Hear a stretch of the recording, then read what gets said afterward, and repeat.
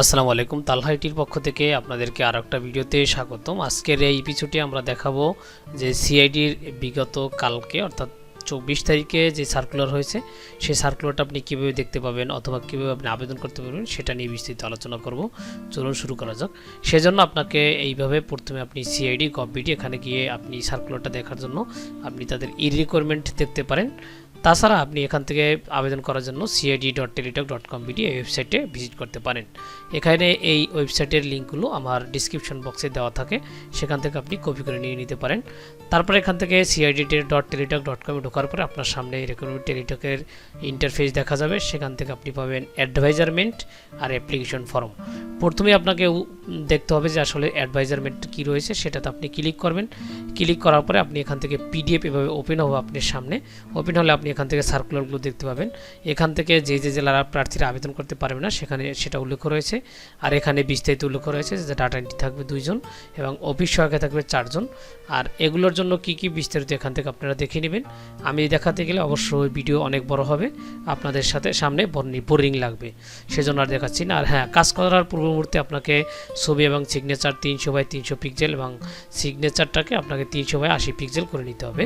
সেটা কিন্তু আপনাকে বলে দেওয়া হয়েছে এই সার্কুলার মধ্যে।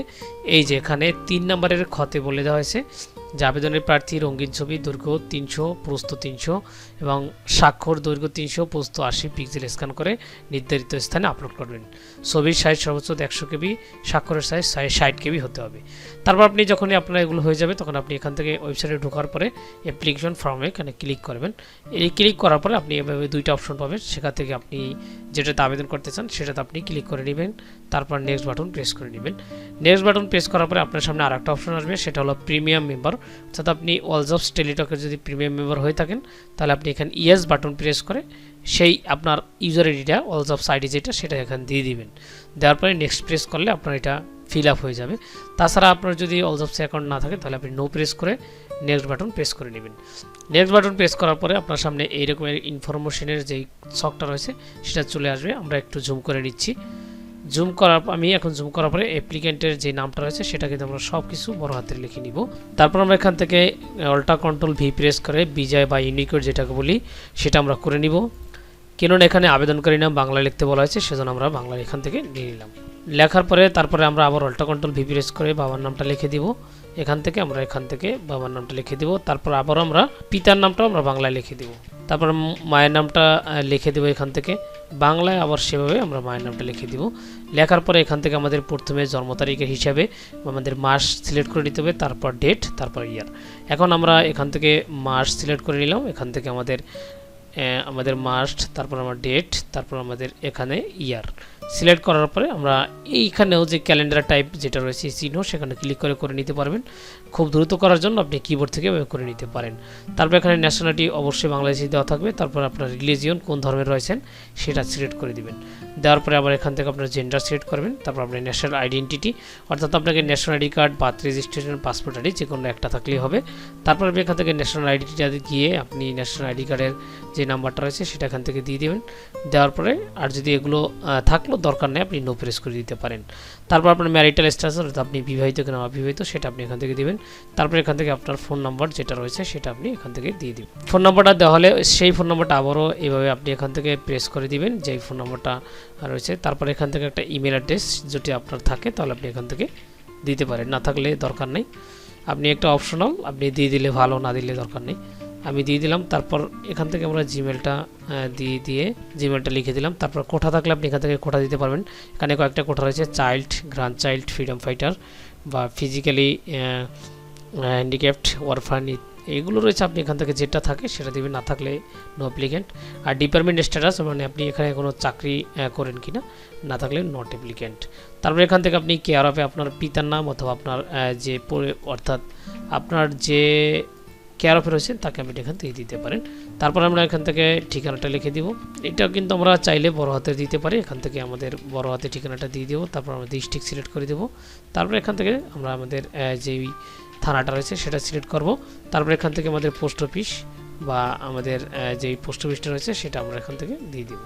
দেওয়ার পরে পোস্ট কোড যেটা রয়েছে সেটা আমরা দিয়ে দিব। তারপর দুইটাই সেম হলে আমাদের এখানে একটা টিক মার্ক দিব। দেওয়ার পরে তারপর আমাদের এসএসসি সিলেক্ট করে নিতে হবে। এসএসসি বোর্ড কী রয়েছে সেটা সিলেক্ট করব। তারপর আমাদের রোলটা এখান থেকে আমরা দিয়ে দিব। দেওয়ার পরে আমরা কত পয়েন্ট পেয়েছি সেটা আমরা এখান থেকে দিয়ে দিব। তারপর কোন গ্রুপে ছিলাম সেটা এখান থেকে গ্রুপটা সিলেক্ট করে দেব। কত সালে পাস করেছি সেটা আপনি এখান থেকে সিলেক্ট করে দেবেন। তারপর ঠিক এইভাবে আপনি এইচএসিটাও ফিল আপ করে নেবেন। প্রথমে আপনার এক্সামিনেশন নামটা, তারপর আপনি এখান থেকে বোর্ড, তারপর আপনি এখান থেকে আপনার রোলটা দিয়ে দিবেন। দেওয়ার পরে আমরা এখান থেকে আবার রেজাল্ট দিয়ে দিব। রেজাল্ট দেওয়ার পরে এখান থেকে আমরা আমাদের যে পয়েন্টটা রয়েছে সেটা আমরা দিয়ে দিব। তারপর এখান থেকে আমাদের গ্রুপটা সিলেক্ট করে দিব। তারপর আমাদের পাসিংয়ের যেটা রয়েছে সেটা আমরা সিলেক্ট করে দিব। এখান থেকে আমরা পাসিংয়েরটা সিলেক্ট করে তারপর যদি আপনার অনার্স বা গ্রাজুয়েশন থাকে তাহলে আপনি এখান থেকে টিক মার্ক দিয়ে আপনি এখান থেকে গ্রাজুয়েশন দিয়ে দিবেন, না থাকলে আর দরকার নেই। আপনি এখান থেকে আপনার কোন ইউনিভার্সিটিতে রয়েছে সেটা আপনি এখান থেকে দিবেন। তারপর কত সালে পাস করেছেন সেটা আপনি এখান থেকে দিয়ে দিবেন। তারপর আপনি কোন সাবজেক্টে অনার্স করেছেন সেটা দিবেন। তারপর এখান থেকে পয়েন্ট দিয়ে দিবেন। এটা যেহেতু আউট অফ 4 সিজিপিএ সেহেতু আউট অফ 4 সিলেক্ট করে নেবেন। আর যেটা আউট অফ 5 থাকে এটা আউট অফ 5 এ দিয়ে দিবেন। এটা আউট অফ 4 সেজন্য আমরা আউট অফ 4 এ দিয়ে তারপর আমরা কোর্স ডিউরেশন কত বছরের কোর্স সেটা দিয়ে দেব।